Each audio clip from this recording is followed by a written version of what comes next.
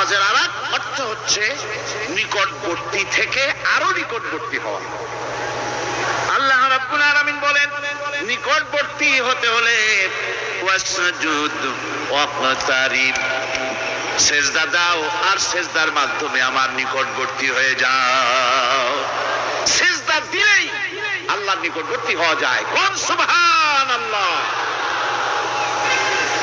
সাহাবী, আল্লাহর নবীর সাহাবী প্রশ্ন করেছেন, নবীজি বান্দা কখন আল্লাহর নিকটবর্তী হয়ে যায়? নবীজি বলেছেন বান্দা যখন সেজদা দেয় তখন আল্লাহর বান্দার মাঝে কোনো হিজাব থাকে না,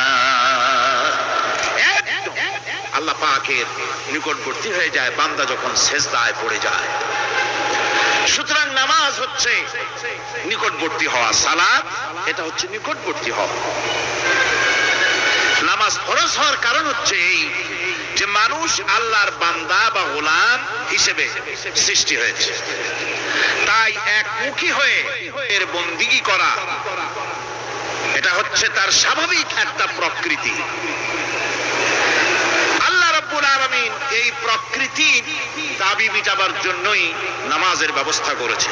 মানুষের ফিতরাত, মানুষের নেচার, মানুষের ফিতরাত হচ্ছে এই যে কারো না কারো কাছে মাথা নত করা,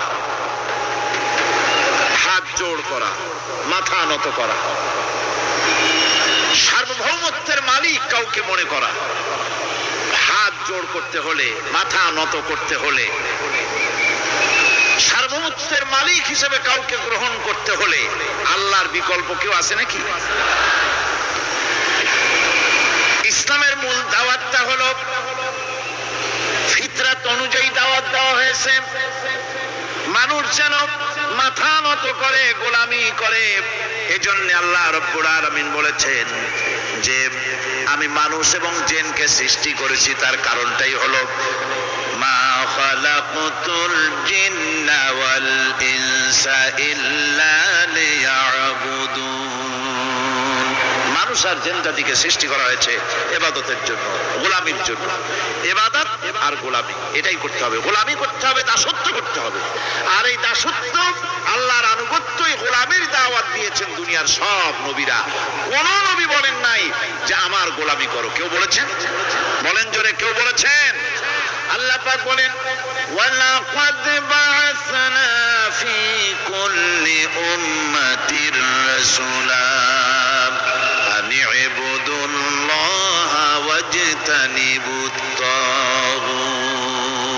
প্রত্যেক জাতির জন্য আমি রাসূল প্রেরণ করেছি, তারা মানুষকে দাওয়াত দিয়েছেন এই কথা বলে যে এক আল্লাহর গোলামি করো, তিনি ছাড়া কোনো ইলাহ নাই, আইনদাতা নাই, বিধানদাতা নাই, তার গোলামি, তার সামনে মাথা নত করে দাও। নামাজ হচ্ছে তাওহীদের অবশ্যম্ভাবী এক বহির্প্রকাশ। তাওহীদের জন্য তাওহীদবাদী মানুষ যারা, তাদেরকে নামাজ আদায় করতেই হবে। আকীদা বিশ্বাসের দিক থেকে তাওহীদ যদি হয় পুরা দ্বীনের মূল উৎস, তাহলে আমলের দিক থেকে নামাজ হচ্ছে পুরা দ্বীনের মূল ভিত্তি।